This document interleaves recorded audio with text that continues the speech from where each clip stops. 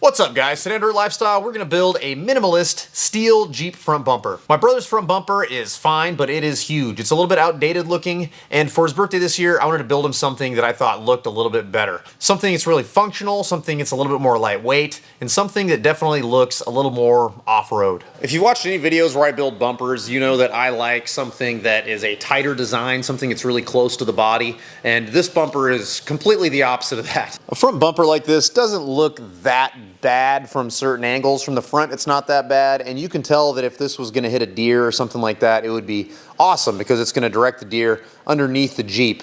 But for us, we don't worry about hitting deer. It's not a problem in our area, and we don't drive our Jeeps on the street much. So I want to make something that looks a little bit better and looks a little bit more like a rock crawler.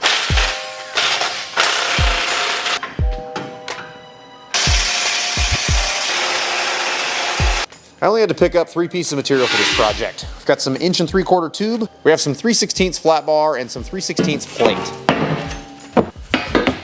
When I build bumpers, I start with the winch plate. The winch plate needs to be anchored into the frame, needs to be super solid. So it's a good starting point because, you know, if you build your winch plate and then you connect anything into the winch plate, it's gonna be a solid foundation to tie into. Since we already have my brother's existing winch plate, I'm actually going to just trace this one out. I don't want to reuse this because I like bumpers that are winch plate and bumper all welded into one unit. This is a little more modular, and this is still in great shape, so he could sell it and maybe get a little bit of money back for it.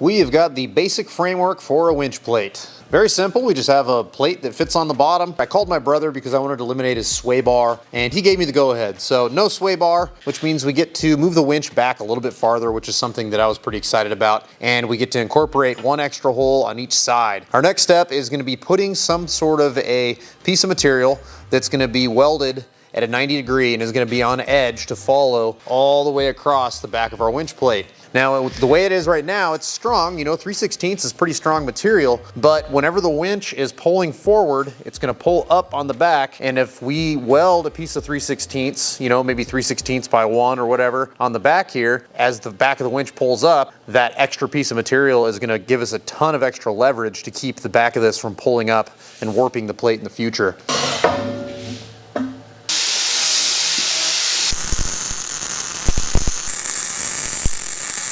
Now you can see what I'm talking about with this little rim on the back side of this winch plate. It's a very easy way to add strength, and I mean, it took me an extra 10 minutes to put it on there. The next step is gonna be drilling the holes for the plate itself. I think I'm just gonna drop that plate down on top of this plate and then line it up where I want it, and then I can trace and drill the holes. Pretty easy.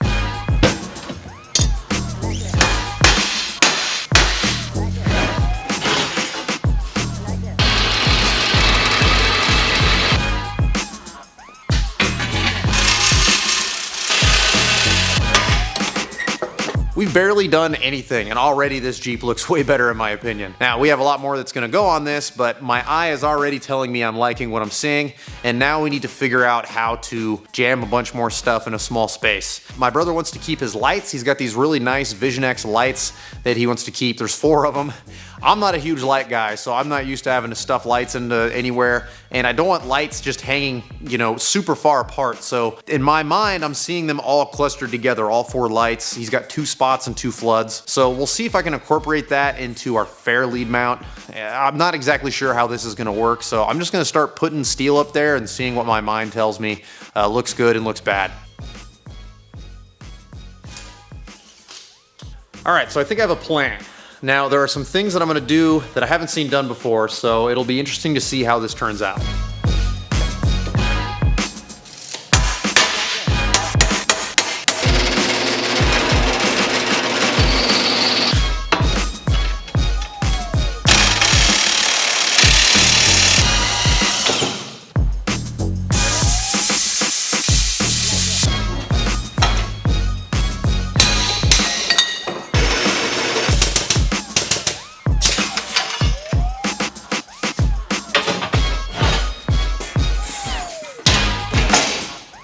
All right, we have got a fair lead plate on our winch bumper. Now, earlier whenever I was talking about how I have not seen this done, I was referring to the fact that I'm gonna mount it to the winch plate and mount it to the fair lead mount. So there's 4 bolts holding it in instead of 2. I don't know if that's common. I have never seen it before. Maybe there are people who do it this way, but it's not something that I'm familiar with. But I figured it'd be a really nice solid way to mount this fair lead and pull the fair lead back from the edge of the bumper. I also decided to re-drill my holes and slide the winch back a little bit and take advantage of the fact that I made this, this winch plate a little bit deeper than the one that we pulled off. The next step is gonna be welding this fair lead mount to the plate, and then I've gotta figure out these lights.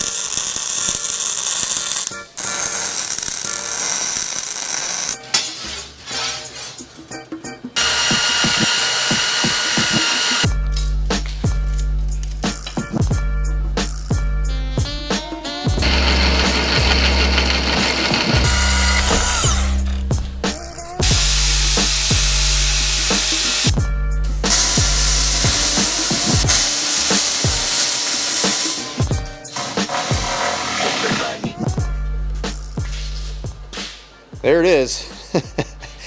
I gotta be honest, I am not a fan of all those lights. I think this would look a lot better with 2. Just to experiment, I'm gonna take those bottom 2 off and just see what it looks like. That instantly looks better. Sorry, Matt, you're losing 2 of your lights.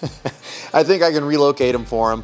Maybe I'll make him some little adapters or something to mount right here, or I don't know. There's gotta be another place I can mount those. Now, we're still gonna put a hoop. There's still gonna be some other odds and ends. This is a winch plate so far. I wanna make that really clear. So now it's on to the next thing, which would be actually building the bumper.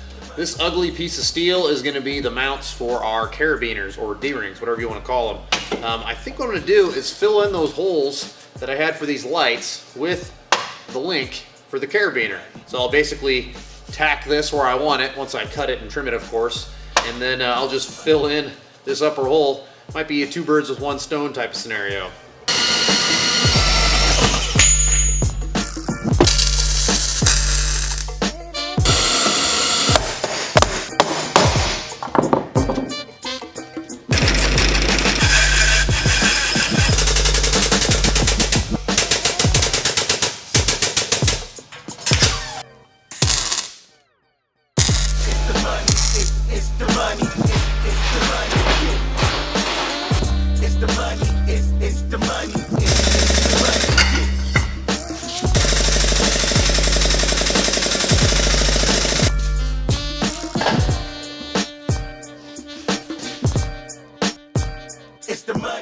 For those of you who are hoping I'm going to show you some secret trick to go from a round surface to a flat surface, I don't have one. I eyeball it. That's my secret trick, is a trained eye. Now, I'm sure there's some math and stuff that you could do in a situation like this where you could use an angle finder and whatnot to calculate exactly how much you could measure up and cut off, but that takes a lot of time. I'm always super strapped for time on projects like this, and so I do what's quick. And what's quick for me is to get my first cut really close with my eye, and then get the second and third one really close with the grinder. We are done with the hoop for now. I like it, nothing crazy, but this bumper needs a lot more in order to make me happy. So I need to add a mount down here. There's a bolt hole, and then I'll add a mount down here on this side of the frame rail. And then I want to make some sort of like a lower valance that I'll probably make thicker in the middle and then taper onto the outsides. I think that it will please my eye. I don't like the look of this being 4-inch tall all the way throughout. I need it to be a little bit taller in the middle, in order to match the shape of the bumper that I see in my mind. So I think we're gonna experiment with that. If I don't like it, I can always just break the tacks and abandon that idea, but right now I'm thinking a lower valance would really add to the look of this.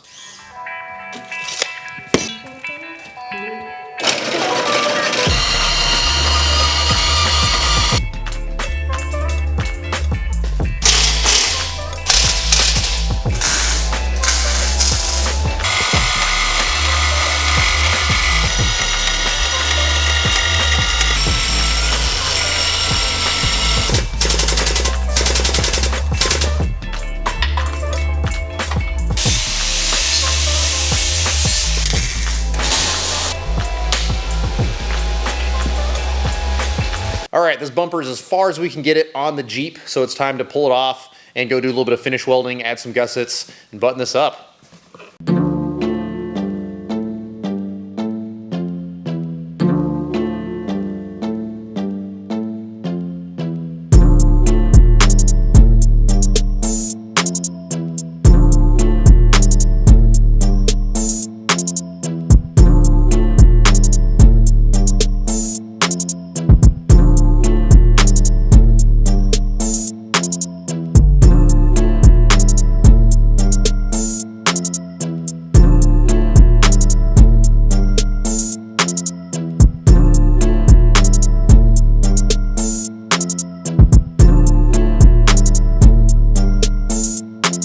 It is getting super cold in the shop, so I need to hurry up and go inside. Let's take a look at the finished product. There it is. Much more streamlined than it used to be, I would say. I did break out the studio lights so you guys could clearly see what we're working with here. I like it. Very simple. A lot of people ask me what I paint with. This is just a cheap rattle can bed liner product from Rust-Oleum. Tons of people use it. I use it.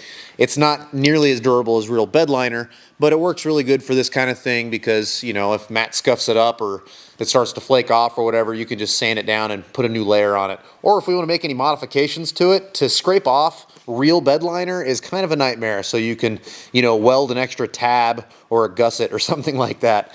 So I like this product for its simplicity and ease of use. I think the lower valance really helped add to the look of this bumper and give it a little extra dimension and a little bit more shape. I know at the beginning of this project I had said I want to do a minimalist bumper, and I guess that's up for interpretation.